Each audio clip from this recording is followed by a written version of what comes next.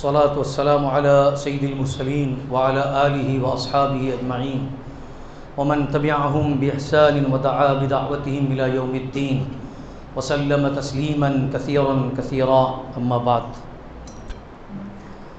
میرے محترم بزرگوں اور عزیزوں اور دوستوں، اللہ رب العزت نے قرآن پاک میں خرید و فروخت کے تعلق سے بہت سے مسائل اور بہت سے احکامات بیان فرمائے ہیں۔ اللہ رب العزت کا ارشاد ہے احل اللہ البیع وحرم الربا۔ اللہ تعالیٰ خرید و فروخت کو حلال قرار دیا ہے اور سود کو اللہ نے حرام قرار دیا ہے۔ بعض جگہوں پر اللہ نے فرمایا کہ جو صدقات ہے وہ صدقات مال کو بڑھاتا ہے اور سود مال کو ختم کر دیتا ہے۔ اس طرح سے قرآن پاک کے اندر مختلف آیات میں اللہ نے تجارت کے تعلق سے، خرید و فروخت کے تعلق سے کون سی چیزیں ہمارے لیے حلال ہے، کون سی چیزیں ہمارے حرام ہے اور کس طرح کی خرید و فروخت ہونی چاہیے، تفصیل کے ساتھ اللہ نے قرآن پہ بیان فرمایا۔ اس کے بعد جب اللہ کے رسول علیہ السلام کو باقاعدہ سے واسطہ پڑا تجارت کا، تو اس وقت جو چیزیں عام تھیں اور لوگوں کے درمیان میں جو معاملات ہوا کرتے تھے، اللہ کے رسول نے احادیث مبارکہ میں اس کو بھی بیان فرمایا۔ مثلا اس وقت کا زمانہ تھا، سونے اور چاندی کے تعلق سے معاملات ہوتے تھے، لوگوں کے پاس نقد نہیں ہوتا تھا، پیسے نہیں ہوتے تھے۔ ایک کے پاس کوئی مال ہے، مثال کے طور پر کسی کے پاس چاول ہے، سامنے والے کے پاس گیہوں ہے، کسی کے پاس جو ہے، کسی کے پاس کپاس ہے، تو اس کا تبادلہ کیا جاتا تھا اور اپنی ضرورت کو پورا کرتے تھے۔ بہرحال سب سے پہلی بات تو یہ ہے کہ اللہ رب العزت نے جس طرح سے مسلمان کو شریعت کے تعلق سے جو احکامات عبادت کے تعلق سے بیان کیے ہیں اور اس کا جاننا ہر ایک مسلمان کا فرض ہے اور اس کی کوشش بھی کرتا ہے۔ مثلا اللہ نے نماز کو فرض قرار دیا ہے، نماز کب واجب ہوتی ہے، نماز کو کیسے پڑھنا چاہیے، نماز کیسے ادا ہوگی، نماز کب باطل ہوگی، اس کے لیے کن کن شرائط کا پایا جانا ضروری ہے، یہ عبادت کے تعلق سے ہے۔ اسی طرح سے روزوں کے تعلق سے، حج کے تعلق سے اور دوسری جو عبادت ہے اس کے تعلق سے۔ اب یہ جو تجارت کا جو معاملہ ہے وہ بھی انسان کو گویا کہ روزانہ کا انسان کا معمول ہوتا ہے۔ روزانہ انسان جاتا ہے، کوئی چیز خریدتا ہے، اپنے پاس لے کے آتا ہے۔ اب تجارت کرنے والے تجارت کرتے ہیں، خریدنے والے خریدتے ہیں۔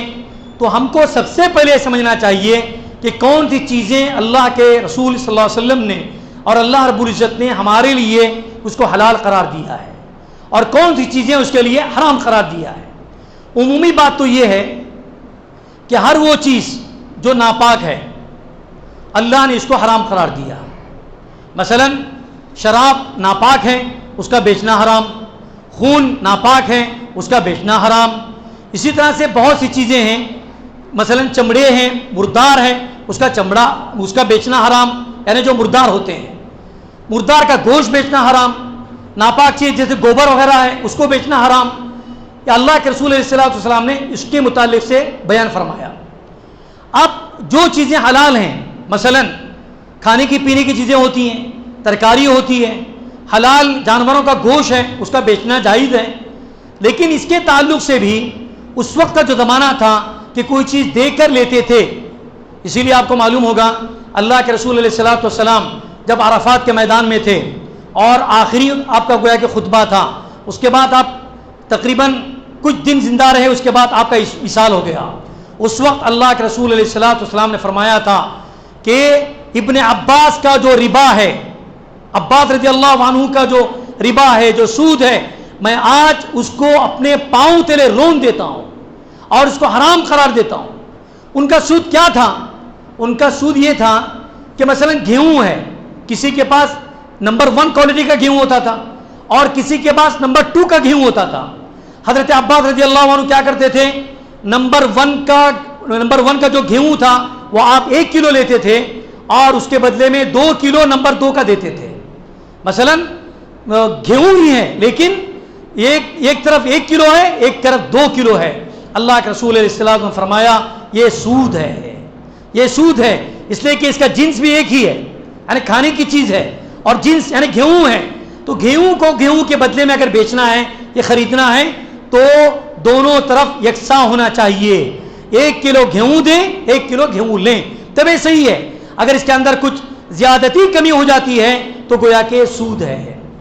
اسی طرح اللہ کے رسول علیہ السلام فرمایا چاندی کے بدلے میں چاندی بیچنا، سونے کے بدلے میں سونا بیچنا برابر ہو اور نقد ہو تو جائز ہے. اگر اونچ نیچ ہو، مثلا کسی کے پاس 10 گرام سونا ہے اور کسی کے پاس 8 گرام سونا ہے، کوئی اگر 8 گرام دے کر 10 گرام سونا خریدتا ہے تو اس کے لیے سونا خریدنا اور بیچنا دونوں حرام ہے. کیوں؟ اس لیے کہ جنس ایک ہے. جنس مطلب یہ جو چیز ہے وہ ایک ہی قسم کی ہے، اور جو چیز ایک قسم کی ہوتی ہے اس کو برابر سرابر بیچنا اور نقد بیچنا اللہ کے رسول علیہ السلام نے اس کے لیے شرط قرار کی ہے. اس طرح سے بہت سی باریک باریک باتیں ہیں جس کو سمجھنا ہمارے لیے اور آپ کے لیے ضروری ہے. تو سب سے پہلی بات یہ ہے کہ جو چیزیں ہمارے لیے حلال ہیں ان چیزوں کو ہم تلاش کریں، ان کو بیچنے کی فکر کریں، اور ان کو بیچنے کی جو شرائط ہیں، مثلا اللہ کے رسول علیہ السلام نے فرمایا کہ بے جو ہے 3 طرح کی ہوتی ہے. عمومی باتیں میں بتا رہا ہوں آپ لوگوں کو. بے جو ہے 3 طرح کی ہوتی ہے. مثلا ہم سے بے خرید و فروخت کرتے ہیں. ہم کسی دکان میں گئے اور ہم کو کوئی صابن خریدنا ہے، کوئی چاول خریدنا ہے، کوئی شکر خریدنا ہے، تو وہ چیز ہمارے سامنے رہتی ہے. اس کو کہتے ہیں ایسی چیز کی بے جو نظر آنے والی ہے، جس کو ہم دیکھ رہے ہیں. اگر وہ پاک ہے، اگر وہ صحیح چیز ہے تو اس کا بیچنا اور خریدنا دونوں جائز ہے. جیسے کہ ہم دکانوں میں جاتے ہیں اور ہم کو فلانی چیز چاہیے، وہ چیز ہمارے سامنے ہوتی ہے، اس کا خریدنا ہمارے لیے جائز ہے. اب ایسی چیز جو موجود نہیں ہے، جو ہمارے سامنے موجود نہیں ہے لیکن ہم نے اس سے پہلے دیکھا تھا، ہم نے اس کو آرڈر دے دیا کہ ہم کو ایسی چیز اب چاہیے، 10 کلو چاہیے، 20 کلو چاہیے، تو گویا کہ چیز کو ہم نے دیکھا نہیں ہے لیکن پہلے سے وہ چیز موجود تھی، ہم نے کئی دوسری جگہ پر دیکھا تھا لیکن ابھی وہ چیز دکان میں موجود نہیں ہے. تو ہم کیا کہتے ہیں؟ تو ہم کو ایسی چیز چاہیے جو ہم فلانی جگہ پر موجود ہے یا ایسی چیز آتی ہے، تو اس کی بے بھی جائز ہے. تیسری چیز ایسی چیز ہوتی ہے جو نہ ہم نے کبھی دیکھا ہے، نہ چیز وہ کہاں پر ہے موجود ہے، ہم کو پتہ نہیں ہے. ایسی چیز کی بے اور ایسی چیز کی خرید و فروخت کرنا بالکل جائز نہیں ہے. آج کل ڈیجیٹل کا زمانہ ہے. آج ہمارے یہاں انٹرنیٹ ایپس کے ذریعے سے اور کرپٹو کرنسی کے ذریعے سے اور ڈیجیٹل کرنسی کے ذریعے سے خرید و فروخت ہوتی ہے. کیا علماء نے اس کے متعلق کیا باتیں ارشاد فرمائی ہیں؟ اس کو سمجھنے کی ضرورت ہے. آج کوئی کمپنی کھول دیتی ہے، کوئی ویب کھول دیا اور کہا کہ ہماری بہت بڑی کمپنی ہے، ہم فلانا مال ایکسپورٹ کرتے ہیں، امپورٹ کرتے ہیں، ایسی چیزوں کو لاتے ہیں، لیکن انسان کبھی اس کو دیکھا نہیں ہے.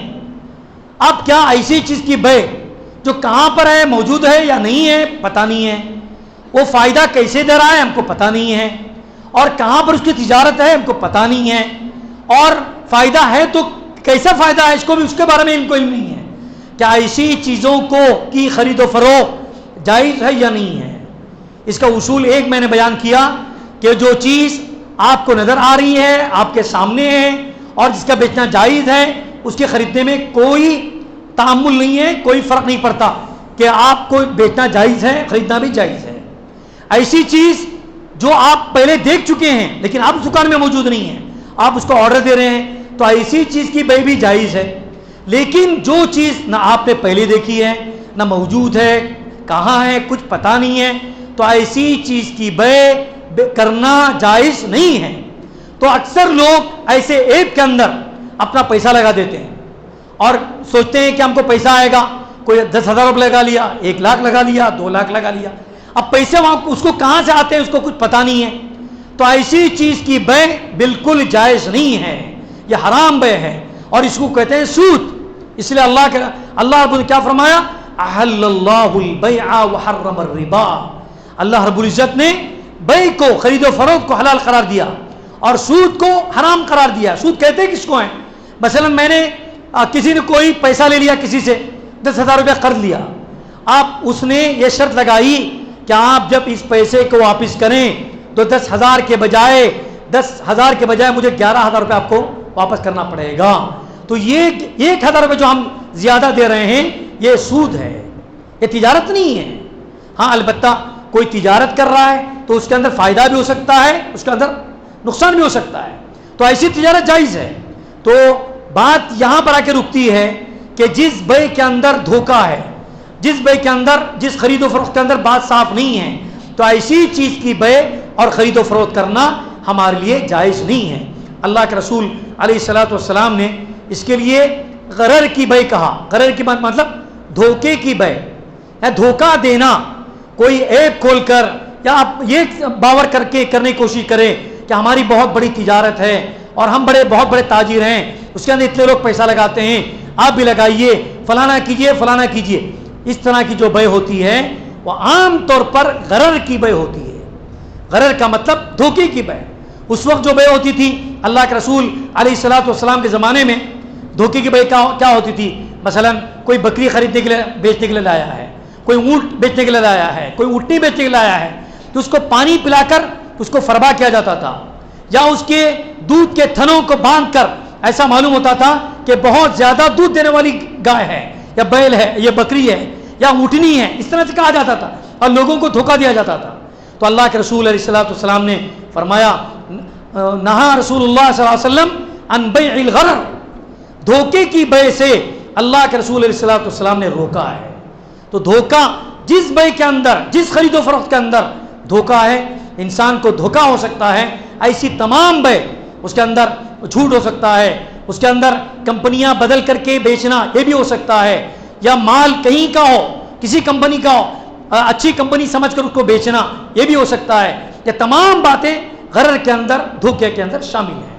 تو اسی لیے میرے بزرگوں اور بھائیوں, آج کے دور کے اندر ہم کو کوئی خرید و فروخت کرنے سے پہلے, کوئی بیچنے سے پہلے, یا کوئی دکان کھولنے سے پہلے بہت سی چیزیں ایسی ہوتی ہیں جس کے لیے علماء نے شک اور شبہ کی بات کہی ہے.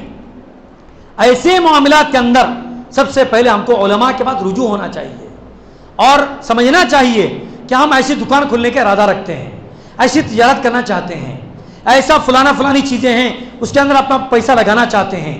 تو کیا یہ بے یا خرید و فروخت ہمارے لیے جائز ہے؟ کیا ہم ایسی دکانیں کھول سکتے ہیں؟ کیا یہ بیچنا صحیح ہے یا نہیں ہے؟ ان تمام باتوں کو اگر ہم سمجھ کر اگر ہم اس کی تجارت کریں گے, علماء کہتے ہیں کہ یقیناً یہ تجارت آپ کر سکتے ہیں, آپ کے لیے جائز ہے. تو یہ سمجھ لیجئے, اللہ کے رسول علیہ الصلوۃ والسلام فرمایا کہ جو تاجر اچھی تجارت کرتا ہے کل قیامت کے دن نبیوں کی صف کے ساتھ ہوگا, صدیقین کے ساتھ ہوگا اور شہداء کے ساتھ ہوگا, اور اس کے لیے بہترین تجارت ہوگی. اگر خدا نخواستہ اس کے اندر کوئی ربا ہے, کوئی سود ہے, تو اگر یہ چیز اگر ہم کما رہے ہیں اور اپنے پیٹ کے اندر بھی جا رہی ہے, اپنے اولاد کو بھی ہم کھلا رہے ہیں, اپنے اداروں کو بھی دے رہے ہیں, اس سے مسجدیں بن رہی ہیں, اس سے مدارس بن رہے ہیں, تو آپ سمجھ لیجئے اللہ کے رسول علیہ الصلوۃ والسلام فرمایا جو شخص ایک پیسہ سود کا اپنے پیٹ میں بھرتا ہے تو گویا کہ وہ اپنے پیٹ میں جہنم کی آگ کو بھر رہا ہے. اللہ تعالی ہم سب کی حفاظت فرمائے. تو میرے بزرگوں اور بھائیوں, زمانہ جیسے ترقی کر رہا ہے, ہر ترقی کے دور میں تجارت کے نئے نئے طریقے وجود میں آ رہے ہیں اور نئی چیزیں وجود میں آ رہی ہیں. ایسی وہ تمام چیزیں جس سے نقصان ہے, جس سے امت کا بھی نقصان, لوگوں کا بھی نقصان ہے, ان تمام بے سے, ان تمام چیزوں کی خرید و فروخت سے اللہ کے رسول علیہ الصلوۃ والسلام نے بھی منع فرمایا ہے, اور اللہ رب العزت نے قرآن پاک کے اندر بھی اس کی حرمت کو بیان کیا ہے. اللہ سے ہم دعا کرتے ہیں کہ اللہ تعالیٰ پاک اور حلال چیز کی خرید و فروخت اور اس کی تجارت ہم سب کو کرنے کی توفیق عطا فرمائیں, اور خصوصاً سود سے اور ربا سے اللہ تعالیٰ ہم سب کی حفاظت فرمائیں, اور ایسی تجارت سے جس تجارت کو اللہ اور اللہ کے رسول نے حرام قرار دیا ہے اس سے ہم سب کو بچنے کی توفیق عطا فرمائیں. وآخر دعوانا ان الحمد للہ رب العالمین. سبحان اللہ بحمدہ, سبحانک اللہ بحمدک, نشہد ان لا الہ الا انت, نستغفرک ونتوب الیک. سبحان ربک رب العزۃ عما یصفون, وسلام علی المرسلین, والحمد للہ رب العالمین.